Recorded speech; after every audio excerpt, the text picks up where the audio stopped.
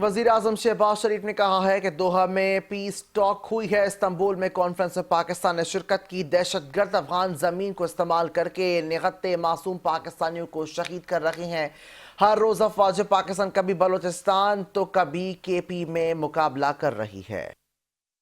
एक ही शर्त थी कि अफगानिस्तान की जो इंटरम जो सेटअप है, जिसको हम इंटरम अफगान गवर्नमेंट कहते हैं, उनको आज नहीं पिछले 2-3 साल से ये बात कही जा रही है कि आप प्लीज रेन द मैन। ये टीटीपी के जो एक्सट्रीमिस्ट जो टेररिस्ट आउटफिट्स हैं, बीएलए हैं और दूसरे वहाँ पर जो टेररिस्ट ऑर्गेनाइजेशंस अफगान ज़मीन को इस्तेमाल करके निहत्ते मासूम पाकिस्तानियों को शहीद कर रहे हैं। हर रोज़ हमारी अफवाज जो हैं कभी बलूचिस्तान में कभी केपी में उनका मुकाबला कर रही होती हैं।